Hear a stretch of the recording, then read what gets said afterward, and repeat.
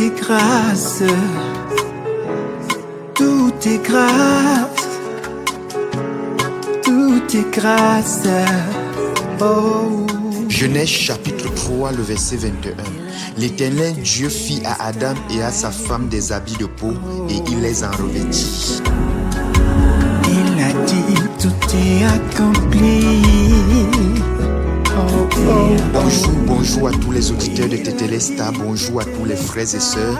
Très honoré tous les matins de vous rencontrer dans notre méditation quotidienne de lundi à vendredi. Moi, je suis votre serviteur, le pasteur Paris Tala.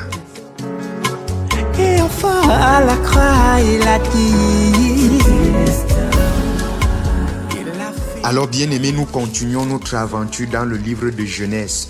Depuis un certain temps, nous sommes dans le livre de Genèse qui peut nous montrer véritablement le cœur de Dieu, le cœur du salut, qui peut nous faire voir comment est-ce que la grâce de Dieu a travaillé depuis les premières pages de la Bible.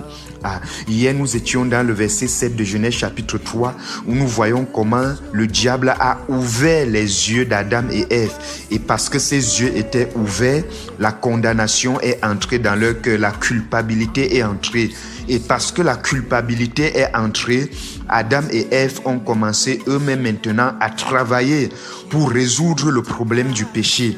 Et depuis lors, le cœur d'Adam nous a été imparti, ce cœur qui voudrait que ce soit nous qui travaillons pour notre salut, qui voudrait que ce soit nous qui travaillons pour aller au ciel, qui voudrait que nous entrons dans le monde du bien ou du mal, où l'homme aussi peut définir ce qui est bien et ce qui est mal.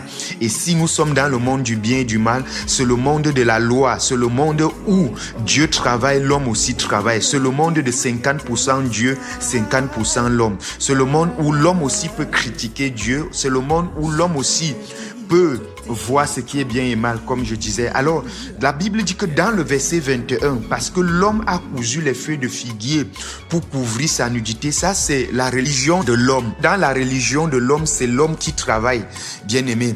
Le christianisme ou la foi chrétienne se diffère de toutes les autres religions dans le monde. Pourquoi?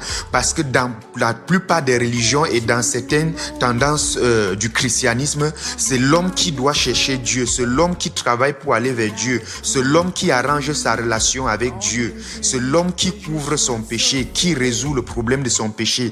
Mais dans la foi chrétienne, bien aimé, c'est Dieu qui vient vers l'homme, c'est Dieu, l'homme crée le problème et Dieu résout, c'est Dieu qui initie la réconciliation, c'est Dieu qui vient vers le pécheur, c'est Dieu qui résout le problème du péché de l'homme.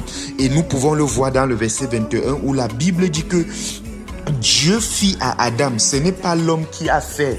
La Bible dit que c'est Dieu qui a fait. Dieu a fait quoi? Dieu a cousu les habits de peau et il a revêtu l'homme. Dieu a résolu le problème du péché. Oui, l'homme a dit ma nudité est un problème pour moi. L'homme est entré dans la culpabilité et la condamnation. C'est vrai, le bien-aimé. Tous les jours, nous sommes culpabilisés pour ce que nous avons fait. La conscience de l'homme le soutient quand il fait ce qui est bien et la conscience de l'homme le condamne quand il fait ce qui est mal selon lui. Oui, notre conscience est très dangereuse, bien-aimé. Nous ne vivons pas la foi chrétienne. Nous n'interagissons pas avec Dieu. Nous ne marchons pas avec Dieu en fonction de notre conscience, bien-aimé. Parce que notre conscience est très bas et très faible pour nous conduire dans le chemin de la vie spirituelle. Nous marchons dans la vie spirituelle avec la parole. C'est pour cela que la Bible dit que Dieu fit à l'homme, je veux dire, les habits de peau. Il a pris ces habits de peau où il a tué un animal. Il a tué un animal et il a pris la peau de cet animal pour couvrir les péchés de l'homme. Dieu était comme ça en train d'enseigner à Adam et à Ève comment est-ce que le problème du péché peut être résolu. Adam et Ève, eux, ils avaient choisi leur propre méthode, selon leur conscience, selon leur façon de voir. Ils ont cousu les feuilles de figue pour couvrir leur nudité. Dieu leur enseigne par cet acte que quoi? Le problème du péché, pour être résolu, il faut que le sang soit versé. Voilà pourquoi Dieu a tué un animal. Cet animal qui était une préfiguration. Cet animal qui symbolisait l'agneau de Dieu qui devait venir résoudre définitivement et éternellement le problème du péché que Adam et Ève ont provoquer, bien-aimé.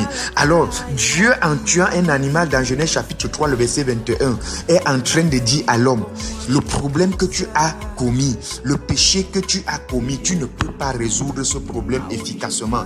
Les feuilles de figue ne devaient couvrir la nudité d'Adam et Ève que pour certains temps. Ces feuilles de figue représentent les œuvres de l'homme, tout ce que l'homme fait pour couvrir son péché, l'éducation, l'argent, la position sociale, ta beauté, tes diplômes, toutes ces choses ne peuvent résoudre le problème de ton péché. Ça ne peut que calmer ta conscience, bien-aimé. Mais pour que le problème du péché soit résolu, il faut que le sang soit versé. Sans effusion de sang, il n'y a pas de pardon de péché. Donc, l'animal mourait comme ça à la place d'Adam et Ève.